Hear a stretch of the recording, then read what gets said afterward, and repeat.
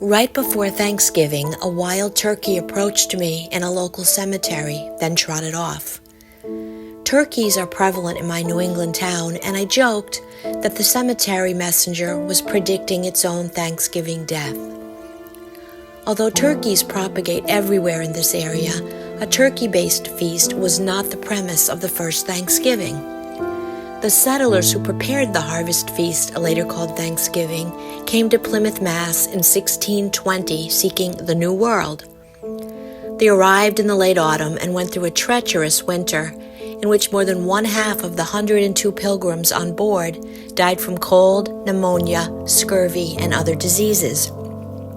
Women fared the worst, with only 4 married women remaining the following spring.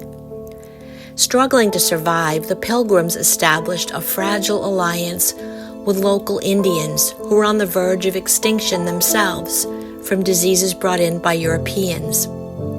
Squanto, an English-speaking Indian who had been sold into slavery in Europe but escaped, taught the settlers survival skills such as planting corn and other crops and identifying plants that could kill them. This led to a prosperous autumn for the settlers in 1621. To give thanks, the settlers prepared a harvest feast that 90 Indians attended, walking 40 miles over 2 days to join the settlers in a 3-day feast of duck, geese, swans and fish, rabbits, pigeons, pumpkins, berries, and vegetables and fruits from newly planted gardens.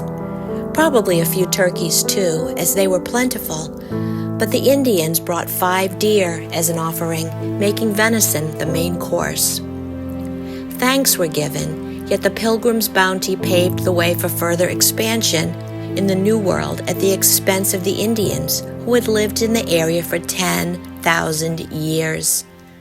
Squanto, whose Indian name actually means rage as per the Smithsonian, pitted the Indians and Pilgrims against one another for his own gain, creating intrigue that worsened relations between the two. The current concept of Thanksgiving as a day of love and abundance, family and gratitude, and of course turkey, is a wonderful concept, but not in the historical context of cultural genocide, servitude, and oppression that sprang from that first alliance.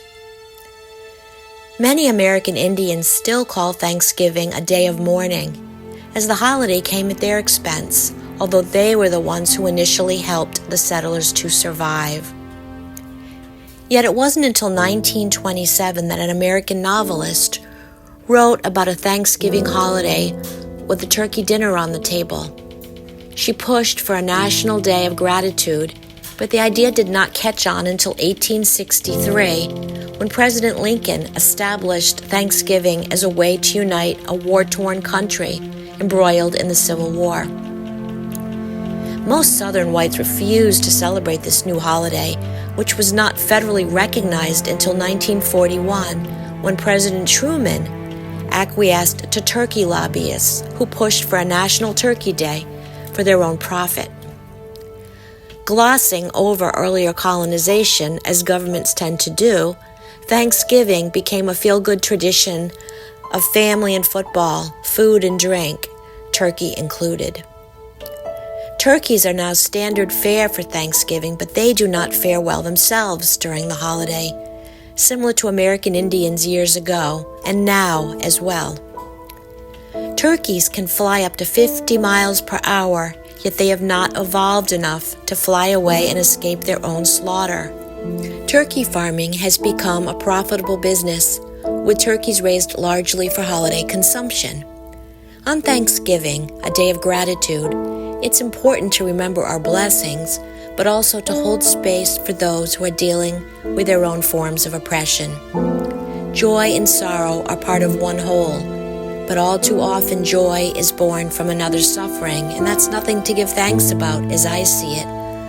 Although I hypocritically relish in the holiday every year and enjoy a turkey dinner too.